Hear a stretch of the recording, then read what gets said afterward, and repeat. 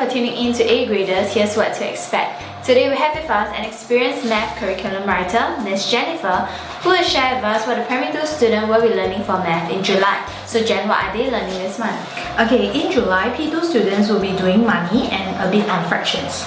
Okay, I understand that they have already learned money in P1, so are there any new concepts that they will be learning in P2? So at P1, students only need to count money in cents up to $1 and in dollars up to $100. But at P2, they will need to count the money in dollars and cents.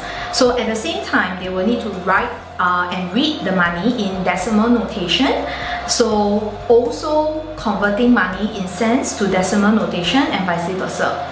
Then lastly, they will need to compare between 2 or 3 amount of money. Okay, so will there be word problems for this money topic?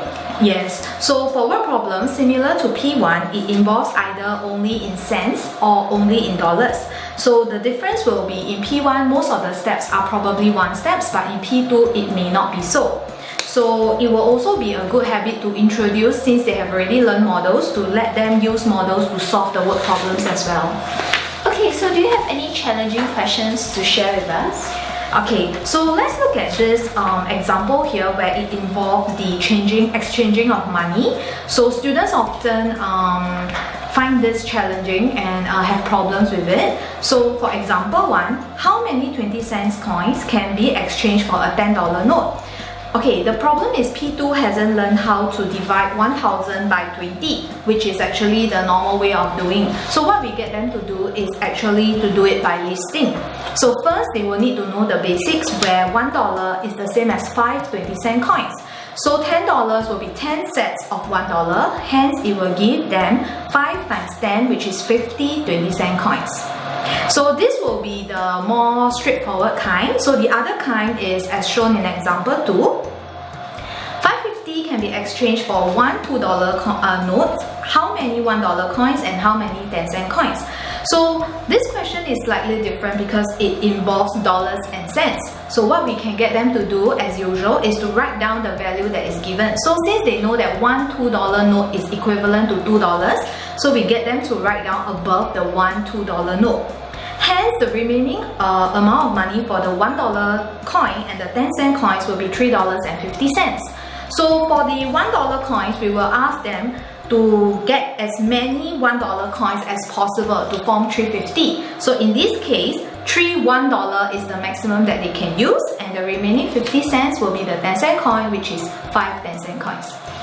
Okay, so how about the topic on fractions? Okay, students start learning fractions at P2, hence this is the most important as it lays the foundation for the fractions, which will be actually taught progressively all the way till P6. So at P2, they only need to know that the fraction is part of a whole, and when they name and express fractions, they have to take note that the parts must be equal. So if we look at the example over here, the first one is 1 part out of 4, which gives them 1/4, and the 4 parts are all equal. However, in the second shape that we see here, in the second circle, we see that it is actually not equal parts. Hence, even though 1 part is shaded, the fraction shaded is not 1/4. So on top of this, they will also need to compare and order fraction. At the same time, add and subtract fractions, but they only deal with those that have the same denominator. We will look at more of fractions next month. Okay, so we have actually prepared a concise cheat sheet on the topic money. So if you are interested, you can click on the link below to download it. Thank you very much.